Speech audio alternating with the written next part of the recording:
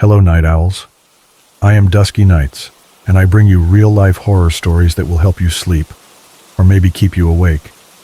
But before we start, tell me in the comments, where are you watching from, and what time is it right now? Also, do not forget to like this video and subscribe to the channel. Have you ever felt a place staring back at you, silent but alive, daring you to look closer? Or caught a glimpse of something in the distance that nobody else will talk about, like it's a secret too dark to touch? Maybe you've walked somewhere familiar and suddenly felt it turn strange, like the ground itself knows you're not supposed to be there. If that sends a shiver down your back, these stories will hit you hard. Listen closely, because what I'm about to tell you might make you question every quiet corner you've ever ignored. I didn't expect much when I took the job. The listing seemed like something out of a low-budget medical thriller. Monitor a woman in sleep study. No experience necessary. Must be able to stay awake. I hadn't had a peaceful year. A breakup, job loss, and a fire that took more than half of what I owned. My life had been a blur of couch surfing and scraping by. So, when I saw the overnight shift at Somnotech, a private sleep study facility, it felt like a break. The building itself was forgettable. An unmarked office that could have doubled as a defunct insurance company's headquarters. Beige walls, no windows, and a silent hum that seemed to swallow any noise that dared enter. No logos, no flashy signs. Just a door that buzzed open when I arrived. I was greeted by Dr. Ellis, the lead technician, who handed me a laminated badge and walked me to observation room 6. It was small, barely enough room for the monitors, a chair, and a clipboard. The room behind the glass was bare.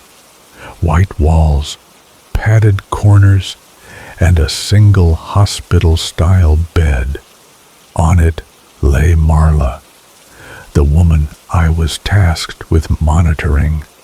Dr. Ellis told me she'd been asleep for 42 days. That's when I almost walked out. But the pay was good, and I needed the money, so I stayed. She's not in a coma, Dr. Ellis said, his voice flat. She's asleep. 42 days? I asked, skeptical.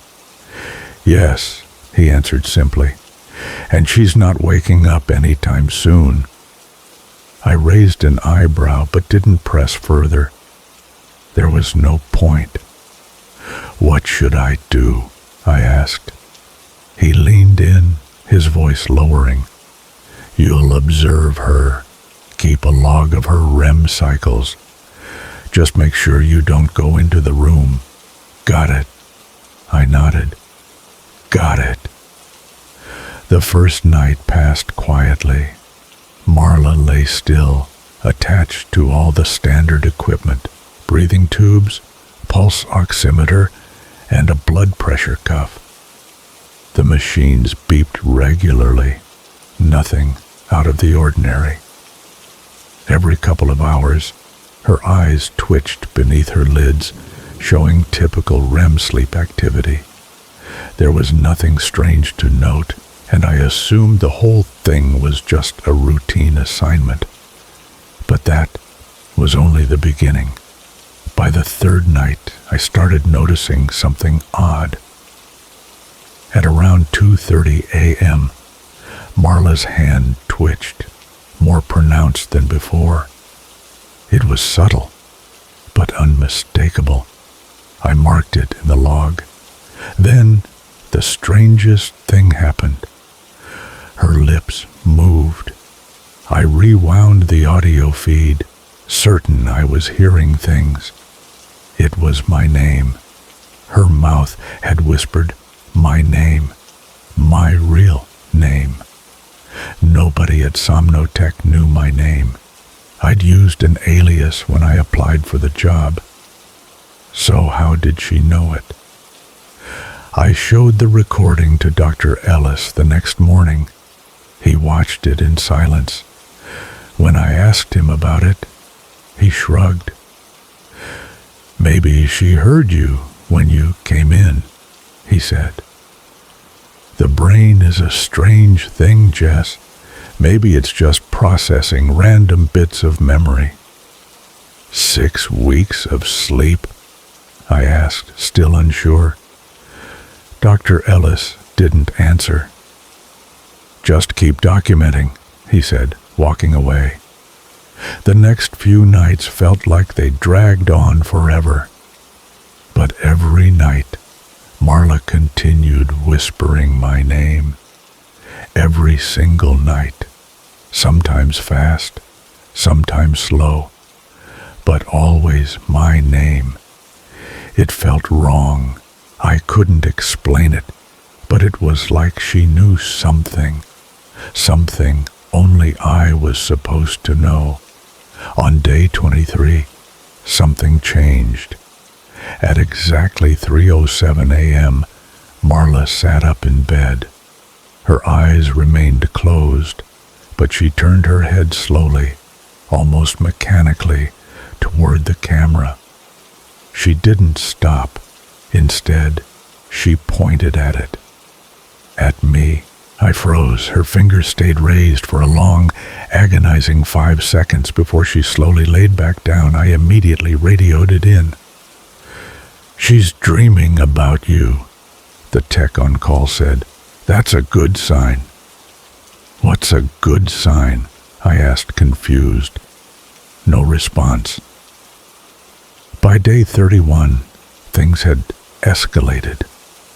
Marla started crying.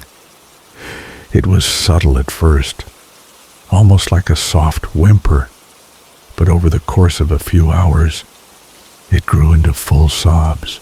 Her vitals remained unchanged, but the sound of her crying, coming through the speakers so clearly, made it feel as if she was right next to me. I couldn't shake the feeling that something was wrong. Something was building up, and I didn't know what it was. I tried to sleep in short 2-hour blocks, but the dreams started coming. The first one was unsettling. I was standing in a long hallway, but it wasn't the hallway I knew. It was narrow, suffocatingly so, and at the end, there was a door. Behind it, I heard whispers. The next night, I was sitting in my chair, but Marla was in my place writing something on a notepad. Every time I tried to speak to her, she smiled, but her eyes were still closed. On the third night, I was in the observation room again, but this time, the monitors were showing me. I was asleep in the chair, and Marla's bed was empty. The dreams were getting worse. On day 34, I was handed a new form. The words on it seemed standard at first, just more paperwork, more rules. But then I saw 2 lines that caught my attention. 1. Observer must not leave the premises until Phase 2 is complete. 2. Observer must report all subjective experiences, including dreams during or between shifts. They wanted me to document my dreams, but I wasn't supposed to sleep on shift. I voiced my concern to the night tech. "You'll understand soon," was all he said. By day 42, I was barely functioning. I hadn't slept in days, and I was starting to lose my grip on reality. The room was closing in on me. I had trouble focusing on anything. The small hum of the machines, Marla's soft crying, the distant clicking of keys, everything blended together into a dull roar. Then, one night, the lights went out. The entire office plunged into darkness. My computer screen went black, and for a few moments, I heard nothing except the sound of my own shallow breathing. And then, just as quickly as it had gone dark, the lights flickered back on.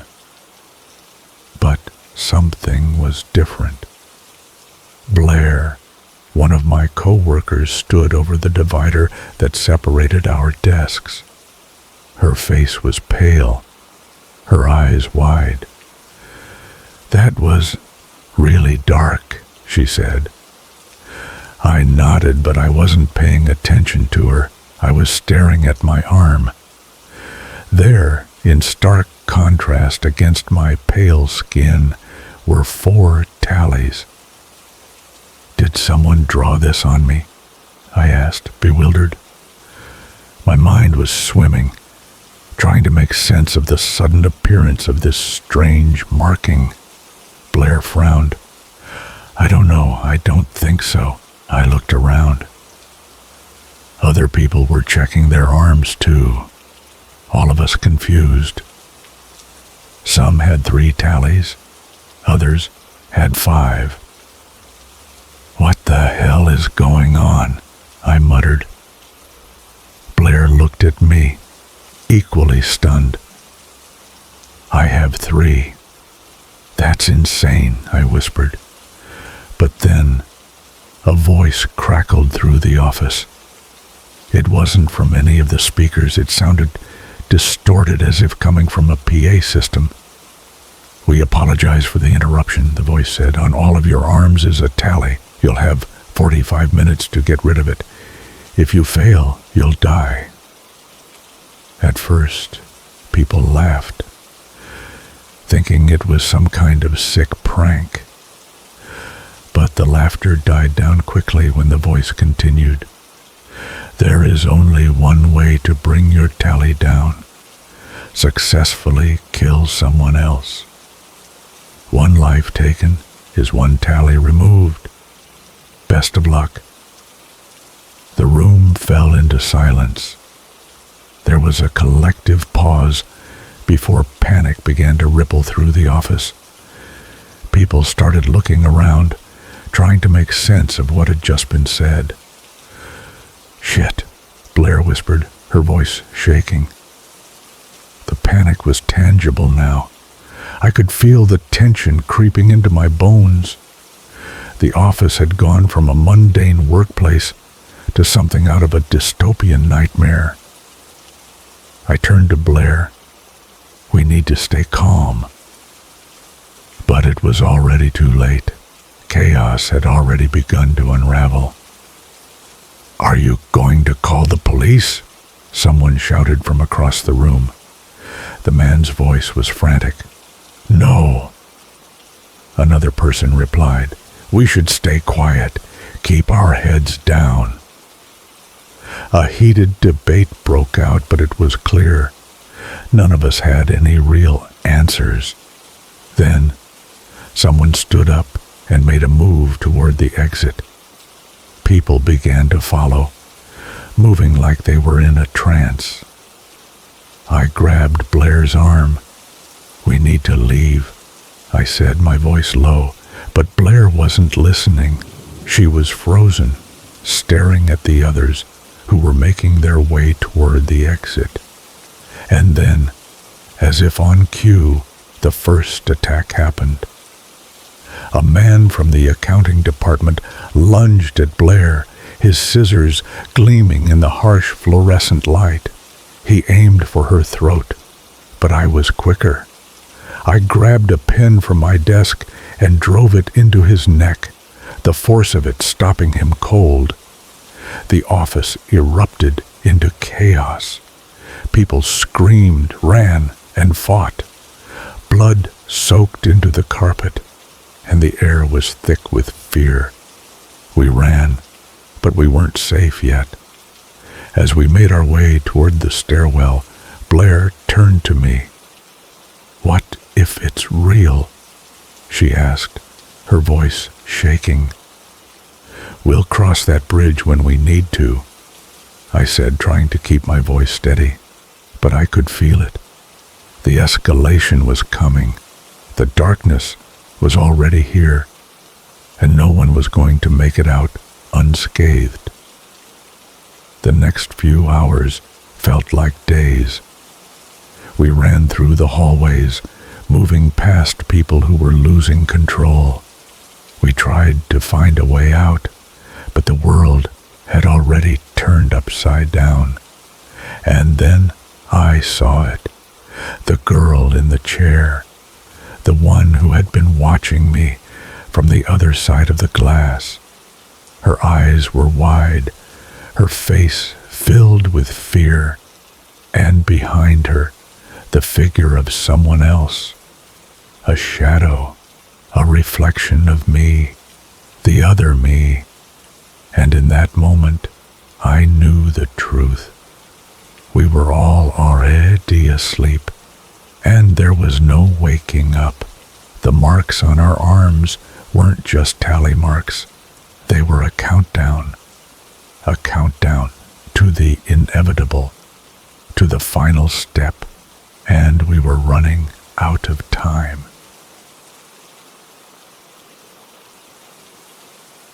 I live on a quiet road, the kind of neighborhood where nothing much ever happens. It's a calm, residential street, no through traffic, just people going about their daily lives. Occasionally, you'd see a dog walker or a teenage kid sneaking back in after curfew. That's how it had always been. That is, until I bought a doorbell camera. The decision to install the camera was a simple one. About a month ago, I had a package go missing from my front porch. The delivery was marked as delivered, but when I went outside to grab it, nothing was there. I reported it to the company, and while they were quick to offer me a refund, I couldn't shake the feeling that someone had been watching. So I bought a doorbell camera, mostly for peace of mind. In the beginning, everything was normal. I checked it sporadically throughout the day.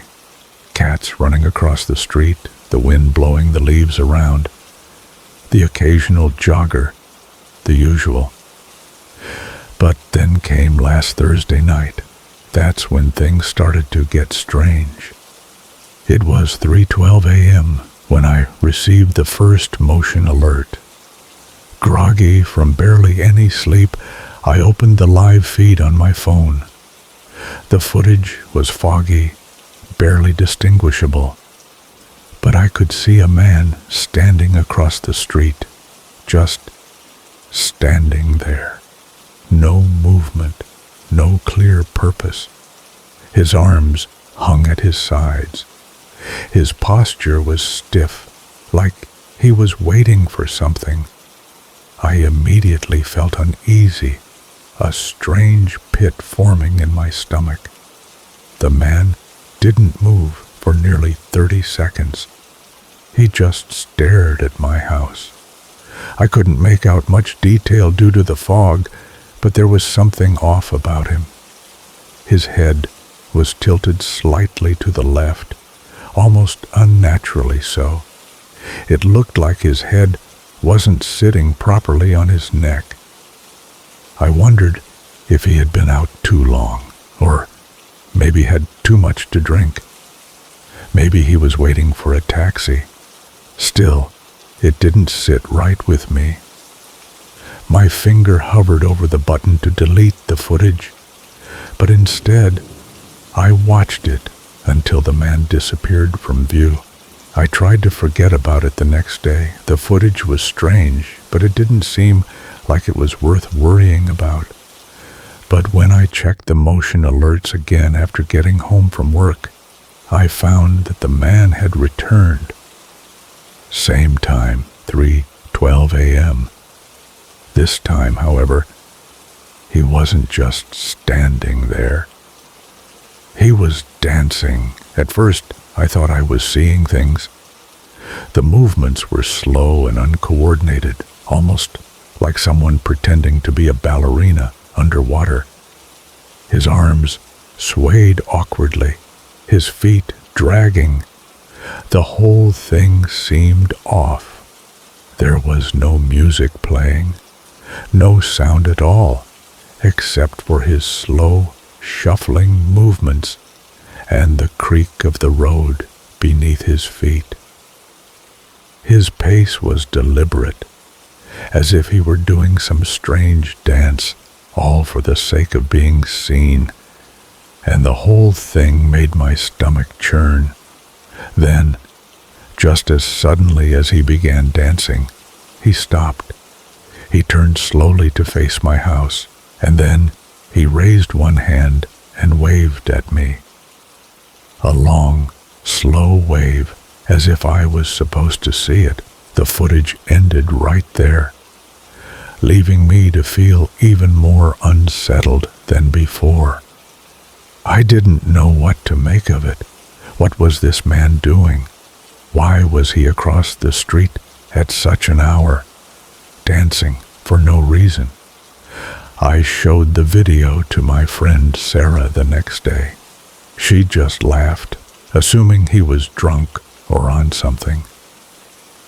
People do weird shit when they're wasted, she said, but for some reason, I couldn't let it go. I decided to stay up that night and see if it happened again. At exactly 3:12 a.m., the motion alert pinged again. My heart dropped into my stomach. I opened the live feed, feeling a mix of dread and curiosity. There he was, same man, same spot, dancing. But this time things got worse. His movements were even slower. His arms flopped around like they didn't have bones in them, and his head lolled with the rhythm, jerking in odd ways. There was something distinctly unnatural about the way he moved.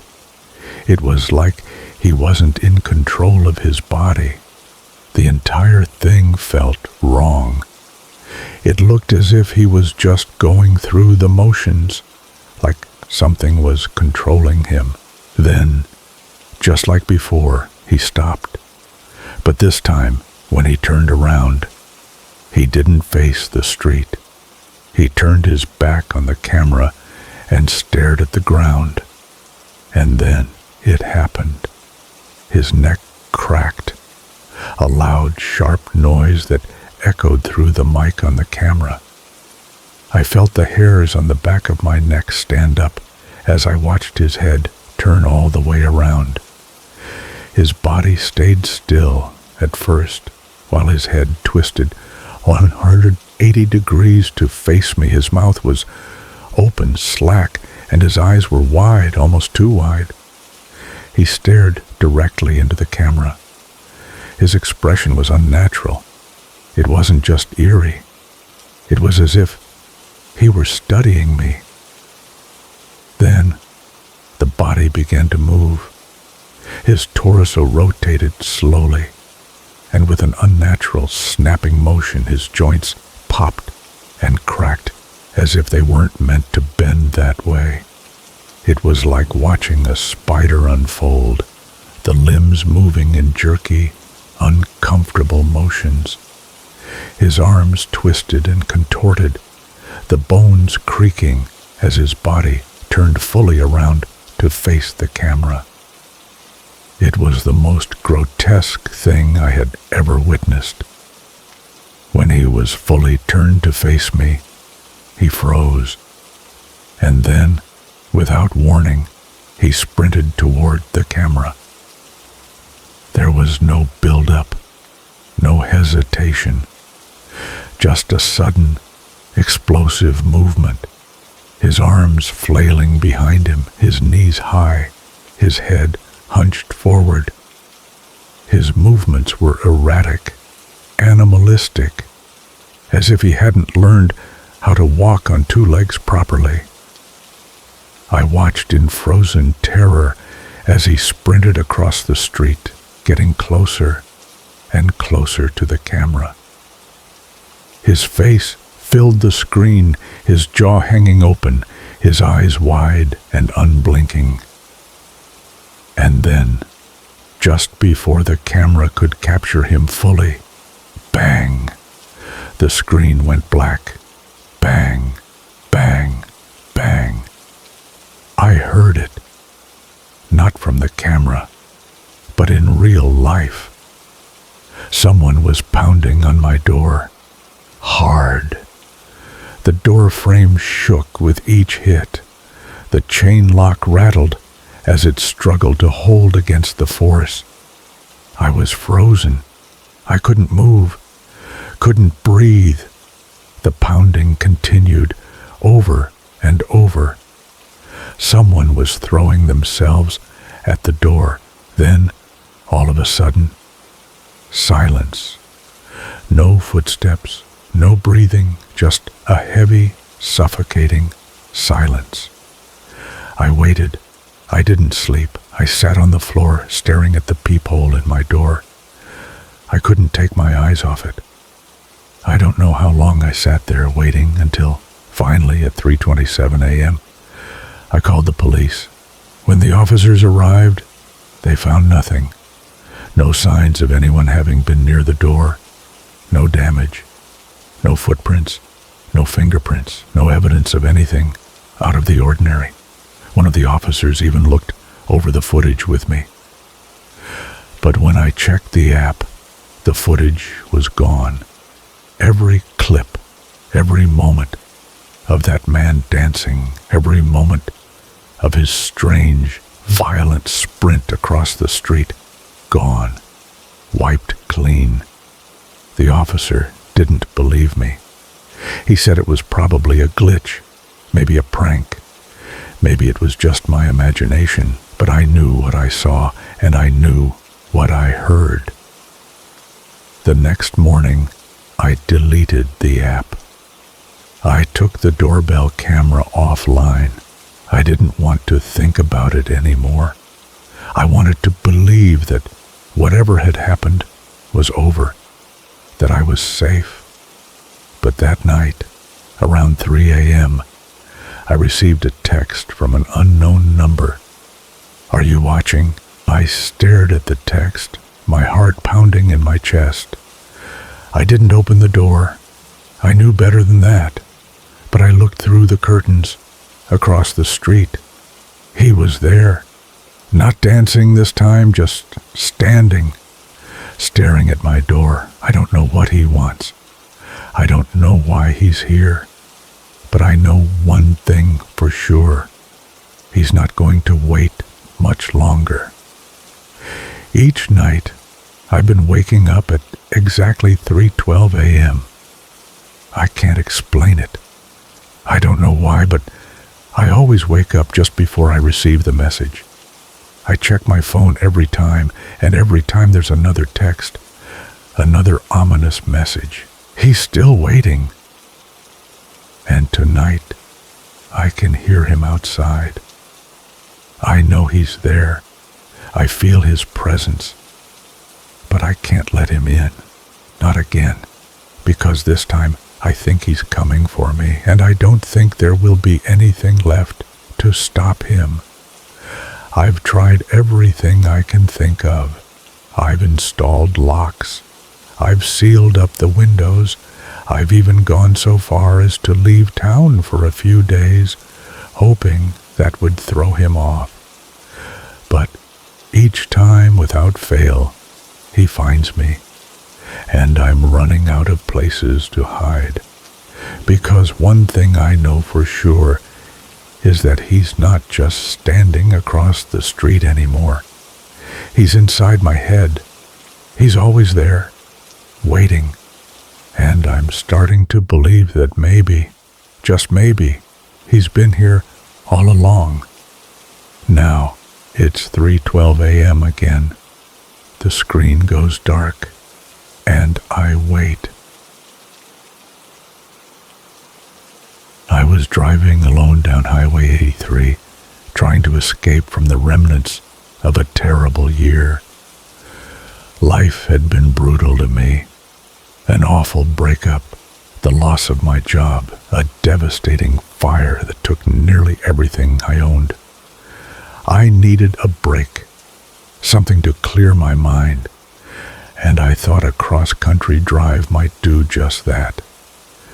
I was headed back to the West Coast, back to my family, back to a sense of normalcy, or so I thought. The road stretched endlessly in front of me as I drove deeper into the night, into the thick fog that clung to the asphalt like a shroud. The air was dense, as if the fog itself was trying to suffocate me, swallowing the headlights of my rusty sedan. All around me, there was nothing, just emptiness, a void of life. The silence in the car was deafening, save for the low hum of the tires as they rolled across the wet pavement. The more I drove, the more I felt like I was being drawn into a place where time and space no longer had any meaning. The only thing I could cling to was the road beneath me, and even that felt increasingly like a fragile lifeline. It was 2:18 a.m. when I realized I was beginning to feel the familiar weight of exhaustion pressing down on me. The energy drinks I'd chugged earlier were losing their grip, and I could feel my eyelids growing heavy. I was alone on this long stretch of highway, with nothing but the sound of my car and the soft swish of the fog against the windows. The miles seemed to bleed together, my eyes glued to the white lines of the road that kept blurring before me. Trying to stave off the sleep that was creeping in, I decided to turn on the radio. It had always been a good distraction during long, solitary drives. I fiddled with the dial, scanning for something, anything, to keep my mind awake. But at first, there was nothing, just static. I twiddled with the dial again, moving between channels, hoping for some relief. Still nothing but static, punctuated by the occasional burst of noise. It felt like the radio itself was fighting against me, refusing to give me any comfort. And then, just as I was about to give up, the radio sprang to life. "This is Highway 83 radio." A voice crackled through the static. It was deep, soothing, and calm, almost hypnotic. "There are many options out there, so we thank you for choosing us on this dark and gloomy night." I raised an eyebrow. The station was strange, unfamiliar, and the voice had a quality to it that was both reassuring and unsettling at the same time. But I was too tired to care. The soothing tones of the DJ filled the car as old-time blues music started pouring out of the speakers. "Well, I don't particularly like the blues," I muttered to myself, "but it's better than listening to the sound of that damn water bottle sloshing around for the next 50 miles. The music was slow, haunting, but there was something strangely calming about it. As the minutes ticked by, I let the music wash over me, my thoughts drifting in and out as I focused on the road ahead. It wasn't until a few minutes later that a strange thought crossed my mind. I had been fiddling with the radio for so long, trying to find something to listen to, so why had the DJ mentioned choosing us over other stations? Wasn't that a bit odd? And then there was the voice. Why did it sound so familiar? I couldn't place it, but it felt like I had heard it before, perhaps on a past road trip or somewhere else. I shook my head and dismissed the thought. I was just tired. Maybe it was just the radio's strange reception that was making me think it sounded familiar. I decided to let it go, but then the DJ spoke again, cutting through my thoughts. "You would be incorrect, listeners," the voice said, almost too casually. "There is nothing strange about Highway 83 radio, except for the fact that we are always willing to listen to our listeners." The music abruptly stopped, and the voice returned to offer a cryptic statement that sent a chill down my spine. "And we're always here to listen to you, even when you don't realize you're talking to us." My stomach turned. What was this station? I had a creeping sensation that something wasn't right, but I tried to shake it off. I wasn't about to let my imagination get the best of me. I was tired, and my mind was playing tricks on me, but as I thought about turning the radio off, the DJ spoke again. "Don't worry, you'll find it soon enough. Just keep going down this road. You're already on the right path." I felt my skin prickle with unease. The DJ wasn't speaking like a normal radio host. There was something far too knowing in his voice. It was as if he knew exactly what I was thinking, like he knew where I was headed.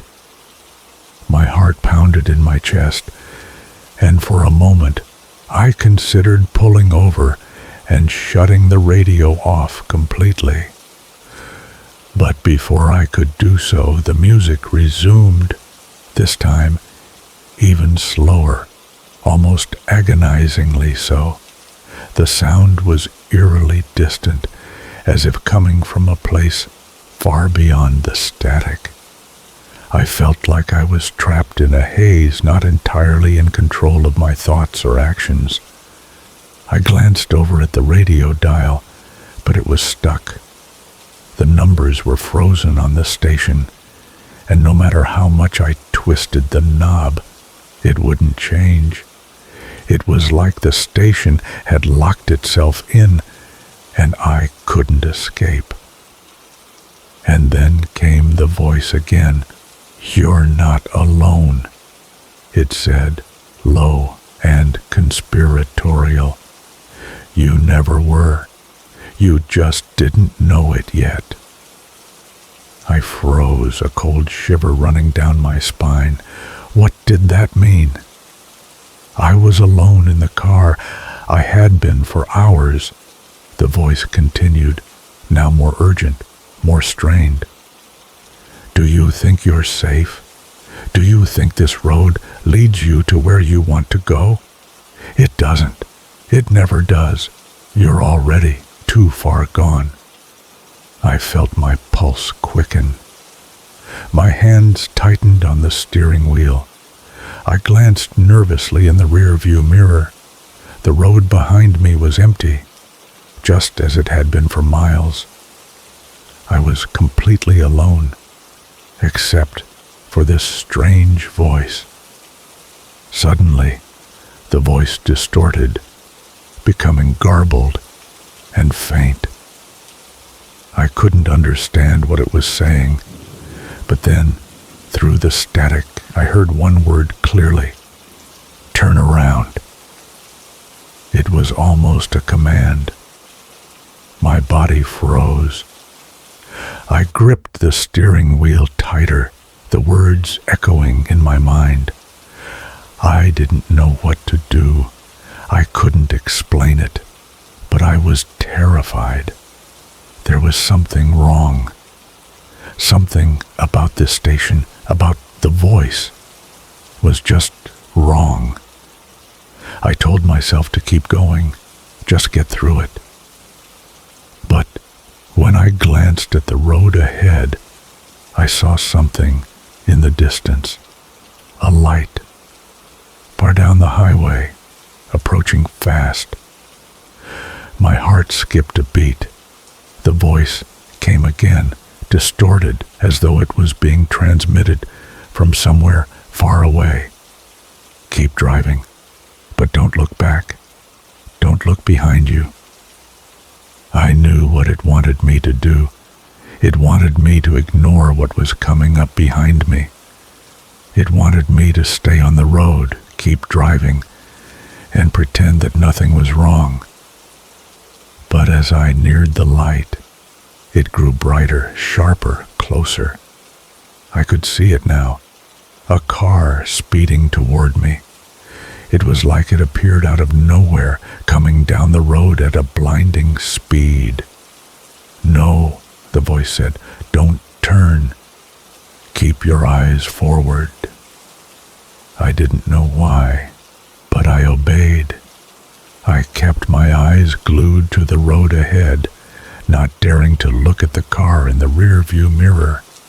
And then, with a sudden and deafening crash, the radio went silent. I should have known it was too good to be true. The job, the remote island, the solitude. Everything seemed so perfect when I first saw the ad. A year's lodging in a quiet cottage, free from the chaos of the city. A paycheck to keep an old beacon spinning. It was everything Riley and I needed after everything we'd been through. But now, as I sit here surrounded by the cold and the fog, I wish we had never come to Blackthorn Isle. Riley and I had spent years bleeding out in the city, our lives scraped raw by the endless hustle of a world that didn't care. I was 24, a marine biology student drowning in student loans, working late-night diner shifts just to scrape by. Riley worked as a mechanic, his hands covered in grease, his laugh loud enough to drown out the sirens that constantly screamed outside our thin-walled apartment. Our lives were a constant battle for survival, and the city felt like a cage we couldn't escape from. I still remember the days when we'd sprawl on our sagging couch, the neighbors yelling, the pipes groaning, dreaming of a place where we could hear our own thoughts. Riley would grin, his hazel eyes catching the streetlight, and say, "One day, man, we'll ditch this cage, find a spot that's ours." I'd nod, my chest tight with longing, wanting it so badly it hurt. But the city kept us chained. Its noise was a noose, tightening around our necks with every passing day. Then, one sleepless night, I scrolled through a job board and found the ad. It seemed like a gift. Caretaker for Blackthorn Isle's lighthouse. A year's lodging in a cottage, a paycheck, and pure solitude. I didn't hesitate. We needed this.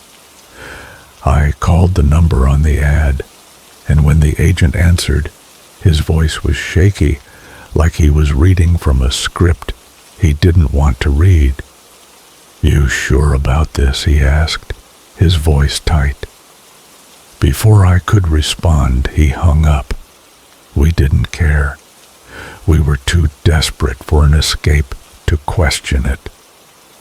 A week later, we were on a ferry, crossing the North Atlantic, heading to Blackthorn Isle. The sea's growl was constant, low, like it was sizing us up, waiting.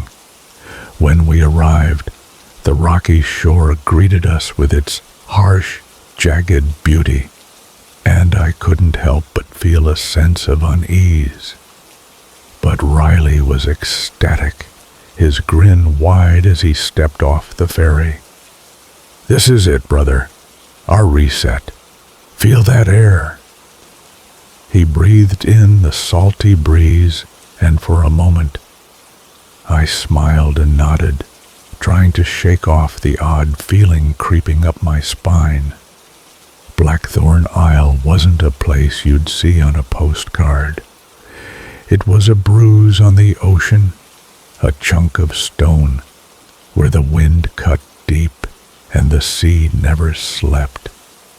The lighthouse towered over the island, a relic from the 1800s, its walls pitted and its iron cap flaking with rust. The beacon inside hummed, its vibration crawling into your jaw, its light slicing through the fog that clung to the island like a shroud. The cottage we'd be staying in was squat, built into the base of the lighthouse, its windows cloudy, its door warped, giving off a sense of something hidden, something wrong. Inside, it was cold and bare.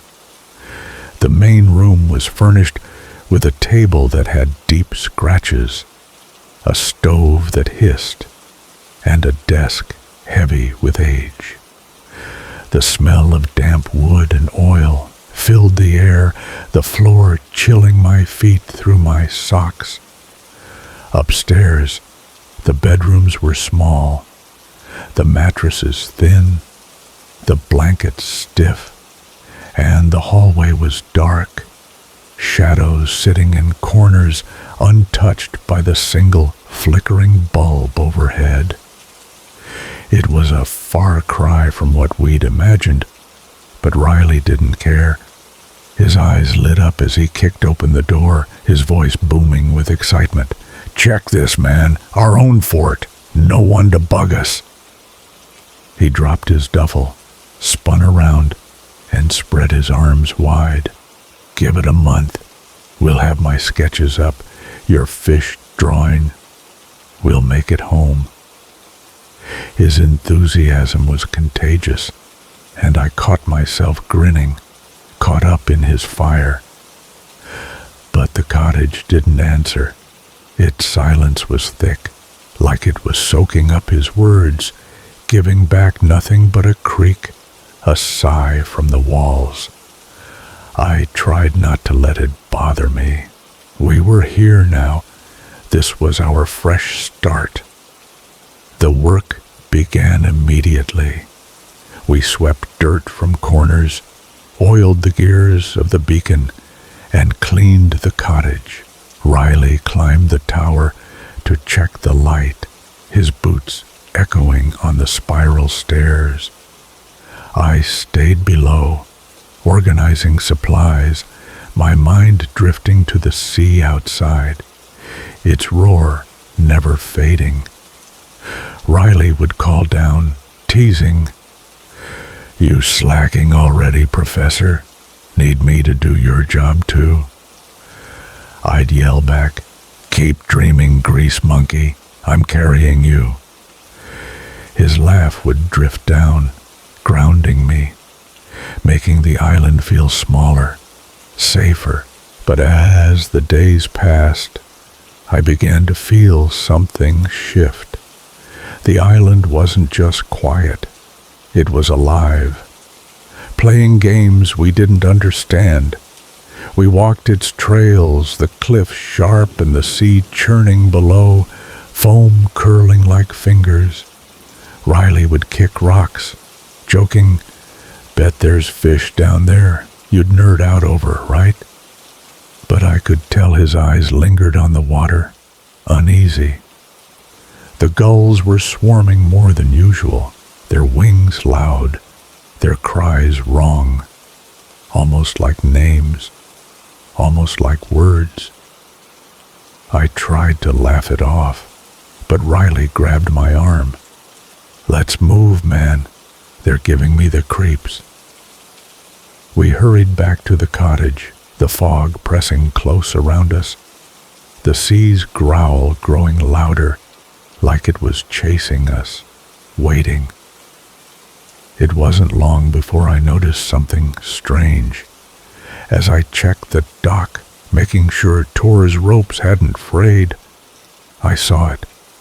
A small pebble placed deliberately in the center of the dock. It was carved with a spiral, small and perfect, like the ones I'd see later. I picked it up, cold and heavier than it should have been, and showed it to Riley. "This wasn't here yesterday, right?" He frowned, turning it in his hand. "Nah, man, probably just some hikers or kids messing around." But his voice was off. His eyes flicked to the sea, where the waves rolled, too smooth, too deliberate. I didn't trust his explanation, but I didn't press.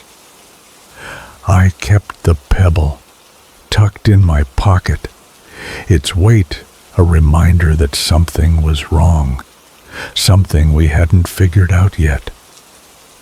On day 6, I found the logbook.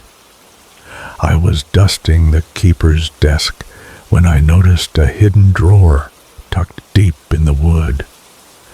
I pried it open, my heart kicking in my chest, and pulled out the book. It was old, its leather cracked, its pages thick and curling, like they'd been soaked and baked dry. I opened it expecting tide charts, but what I found were symbols, spirals, waves, moons, stars with sharp points. The markings were deep, like they'd been carved with a knife. Above them, in faded script, a warning. To the next keeper, heed or drown. Riley leaned in, frowning. "Some old guy's doodles, right? Gotta be." But his voice was shaky, and I knew he wasn't buying it. I flipped through the pages, my hands cold. The symbols were not random.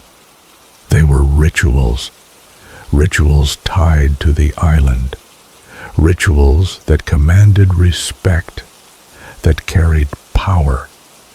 And as I decoded them, something clicked. We weren't just caretakers here. We were part of something much darker. The first clue was simple. Scatter salt across the seaward window. At dusk, shadows swim in the deep, watching, waiting. Skip it, and they'll slither through the glass. Riley looked at me, his face pale. "What? You think it's a joke?" I shook my head. "I don't know, but we need to try." The next night we followed the first clue, scattering salt across the windowsill. The sea's roar softened, like a beast turning away. It wasn't gone, just hushed, like it was waiting for something else. We didn't talk about it. We just moved on. The next clue involved the fog bell. Ring it 3 times at midnight. No more, no less. The mist hungers for sound, feeds on silence. Ignore it, and it'll call your name. At midnight, I rang the bell 3 times.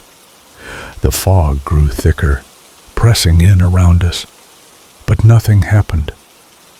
Not at first, Then the hum started, the hum that had been building for days. It was a vibration in the air, in the very bones of the island. We were being watched. The next clue was about the stove. Burned driftwood in the stove before dawn, every dawn. The cold craves warmth, your warmth. Let the fire die, and it'll take your heat. We burned the driftwood. The flames flickered blue, not natural. Riley said, "What's with the color?" But I didn't answer. We had to keep going. We had to follow the clues. And then the cellar hatch. Seal it with wax when the moon rises. Whispers rise from below, seeking. Open it, and they'll know your soul. Riley was terrified. "No way, man, I'm not messing with that." But I knew we had to. We had to follow the rules, or the island would claim us. The night I opened the hatch, the darkness below was suffocating. I could hear the whispers, low and insistent. They were calling to me, calling to both of us. But when I closed the hatch, something shifted. The island was angry. The fog grew heavier, and the gulls grew louder. I could feel the weight of the island's gaze on us, pressing down, suffocating us. Riley was quieter now, his eyes darting around, his hand on his knife. I didn't blame him. We were in, over our heads. And then Riley disappeared. He went out to fix a cliff marker, but he didn't come back. I searched the island, calling his name, but the fog swallowed him whole. The gulls circled, their cries now a chorus of names. Riley's name, my name, the island's name. Tor came back, but she didn't help. She couldn't. She had seen it all before, and now it was our turn. The island had claimed Riley, and it would claim me too if I didn't get out. But I couldn't leave, not without him. I went to the dock, and there it was, the necklace Riley always wore, the shark's tooth glowing in the seaweed. I reached for it, and the water pulled me in. It burned, cold, raw. I couldn't escape. The island was alive, and it was taking us all. I don't know how much longer I have. I'm writing this, trying to make sense of it, but the island won't let me. It's awake now. It knows I'm here. It knows what I've done, and soon I'll be just like Riley, lost in the fog, lost to the island. The night shift at the small rural TV station in Montana was never glamorous, but it was simple. My job was to make sure everything ran smoothly while everyone else was asleep. Nothing fancy, no interruptions. I worked the graveyard shift, the last line of defense for a broadcast system that ran on autopilot most nights. It was one of those jobs you could almost sleep through, punctuated by brief moments of panic whenever a technical glitch threatened to ruin the flow of programming. The station was located on the outskirts of town, surrounded by acres of barren farmland, and it felt as empty as the hills in the distance. Most of the content we aired was old public domain movies, cheap, forgotten films from the 30s and 40s, perfect for filling the dead air in the middle of the night. Nobody watched. except for maybe the occasional insomniac or truck driver passing through. It was a quiet, predictable life, the kind that left you alone with your thoughts, allowing the mind to wander and the hours to pass unnoticed. I had worked the night shift for over a year now. It wasn't glamorous, but it paid the bills. My co-workers had all left for their own beds hours ago, and I was alone in the control room, sipping on lukewarm coffee as the clock ticked toward 3:00 a.m. It was during this time, the dead of night, that I began to notice something strange. It started slowly, in a way that could have been written off as sleep deprivation. I had been running on too little rest, my eyes bloodshot and heavy, fighting to stay awake as the screen flickered with the dull black and white images of an old Western film. It was a genre I had grown sick of over the months, but it filled the airwaves, and that was what mattered. But that night, something wasn't right. As I stared at the screen, I noticed a shadow moving in the background of one particular scene. It was a brief flash, barely noticeable, but it was there, a figure, standing just behind the main actors, out of focus. I leaned in, rubbing my eyes to make sure I wasn't seeing things.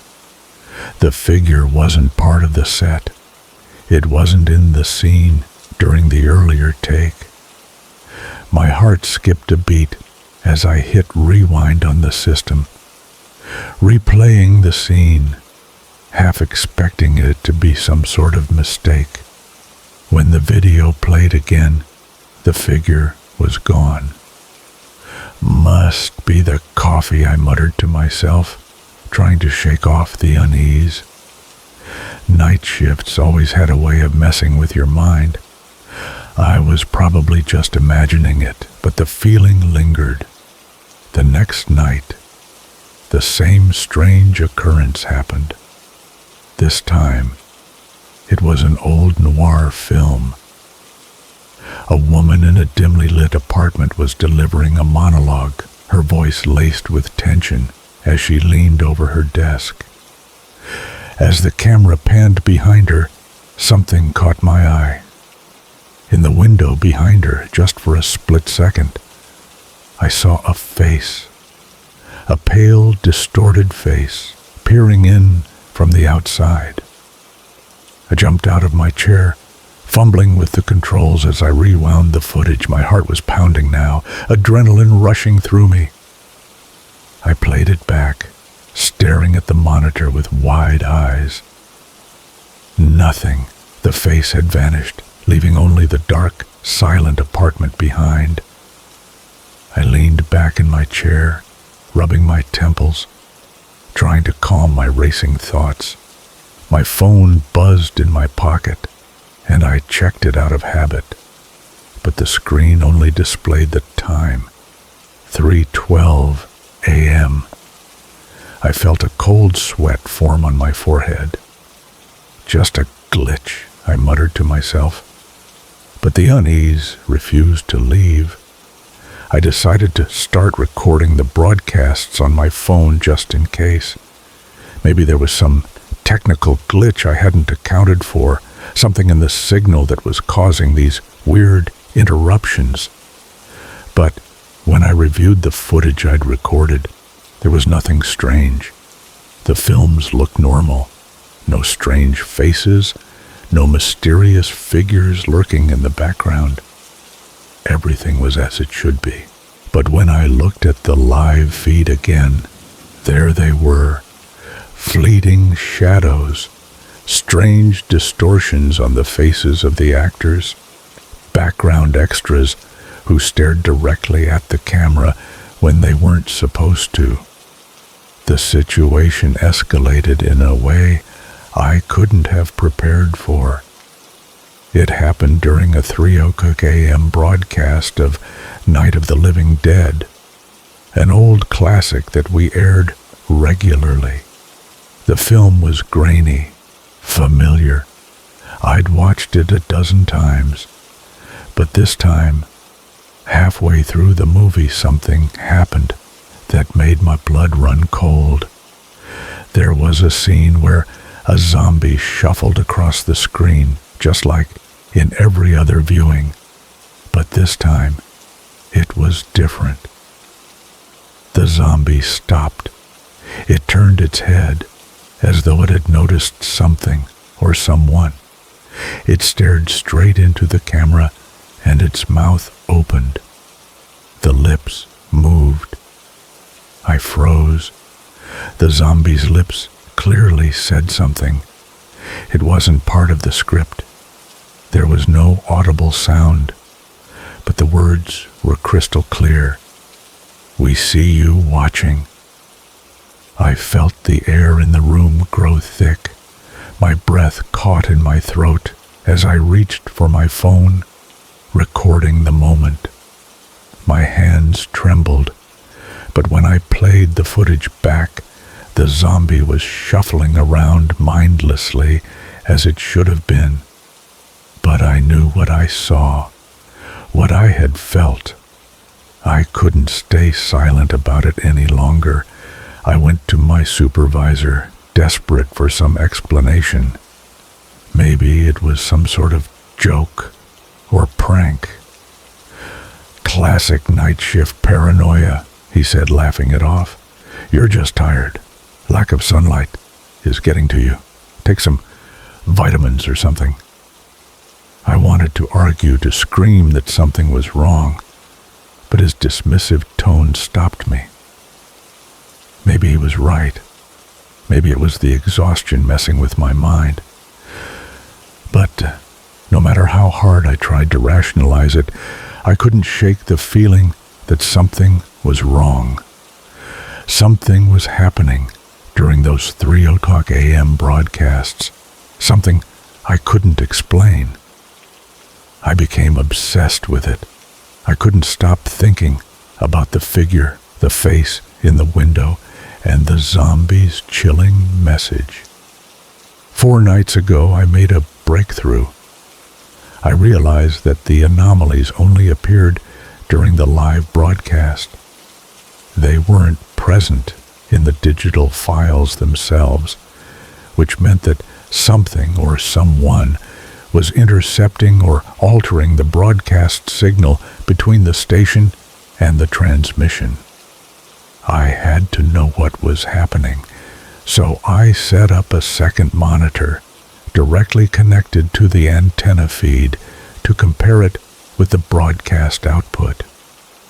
I didn't know what I was looking for, but I knew I had to find something. That night, it became undeniable.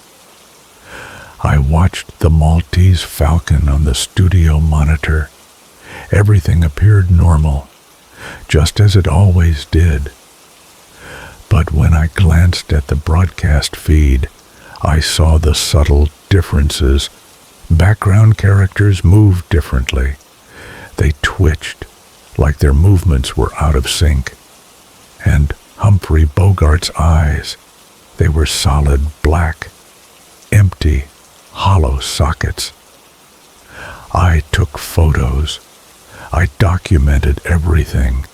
The differences were clear, unmistakable. Something was tampering with the signal. Someone or something was hijacking our broadcasts. Last night, I couldn't take it any longer. I stayed after my shift ended, determined to talk to the morning crew about what I'd discovered. I needed help. I needed someone to believe me. When the morning shift manager arrived, she looked at me with confusion in her eyes. "What are you doing here, Alex? You're not scheduled until tonight," she said. I was taken aback. I had just finished my shift, but she showed me the schedule on her tablet. According to the records, I hadn't worked the past few nights. In fact, I hadn't worked at all in the last 2 weeks. But I had. I had been there every night, documenting the glitches, the figures in the background, the zombies' warning. I pulled out my phone, desperate to show her the photos and recordings I had taken. But when I checked my phone, they were gone. Every photo, every video, every recording vanished. The only thing left was a single text message I had sent to myself at 3:17 a.m. the night before. It read, simply, "It's replacing us one by one." I don't remember sending that message. I left the station in a daze, unsure of what to think. My mind was unraveling. I went home, only to find that my key no longer worked. After several attempts, my neighbor came out to see what was wrong. "Are you looking for Alex?" she asked. "He moved out about 2 weeks ago. Are you a friend of his?" I stared at her, frozen. How could she not recognize me? I had lived next door to her for years, but she didn't know me. She had no idea who I was. I stumbled away, confused and terrified. Now, as I sit here in a motel room typing this on a laptop I bought today, I realize the horrifying truth. It's happening. The broadcast isn't just changing the movies, it's changing us. It's replacing us, one by one. Tonight, at 3 a.m., the broadcast will go live again. Every television in town will air the same public domain movie slot, and I know deep down that something will be watching through those screens. And maybe, just maybe, it's waiting me. I'm going back to the station tonight. I have to stop it. I don't know if I can. But if you live in a small town with a local TV station, do me a favor. Don't watch the broadcast at 3 a.m. And if you see someone who looks exactly like you walking around, run. Run as far and as fast as you can. You might just be the next one to disappear. If you've seen anything you can't explain, or if you're currently working in the broadcast industry and noticing oddities, please reach out to me. Send me an email at duskynights145@gmail.com. Your story might be the key to understanding what's really going on.